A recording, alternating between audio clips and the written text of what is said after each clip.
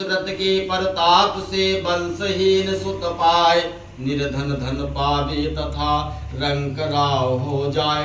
राजा के वचन को सुनकर साधु वैश्य बोला कि हे राजन, इस व्रत की संपूर्ण विधि कहो, मैं भी इस व्रत को करूंगा, क्योंकि मेरी भी कोई संतान नहीं है। राजा ने उस वैश्य को सब विधि बता दी। विधि को सुनकर व्यापार से निवृत्त होकर आनंद पूर्वक अपने घर को आया।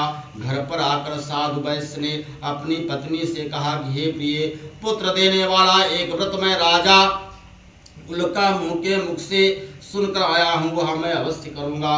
साथ की भार्या लीलावती ने कहा कि हे नाथ, ये तो अच्छा विचार है, कल प्रातः काल इस व्रत को कर डालो। वैश्य बोला भी नहीं, जब संतान उत्पन्न होगी तब इस व्रत को मैं करूंगा। भगवान के प्रसाद से 10वें मास पश्चात एक कन्या उत्पन्न हुई।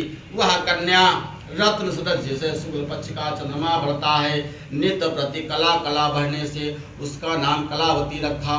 उसके बाद लीलावती अपने पति से मधुर वचन में बोली, हे स्वामी, आपने संकल्प किया था कि संतान होने पर सत्यदेव भगवान का व्रत पूजन करूंगा, वह कब करोगे? क्यों कबीरदास ने कहा है कि काल करे सो आज कर, आज करे सो अब, पल में प्रलय होएगी, बहुरी करोगे कब? साधु वैश्य ने कहा कि हे प्रिय, इस कन्या के जन्मांतर बरही छठी प्याज में बहुत सा कार्य किया है, जिससे बहुत समय खर्च चुका है, इसलिए कन्या का जब विवाह होगा तब इस व्रत को मैं करूंगा। इस प्रकार कही जय हो।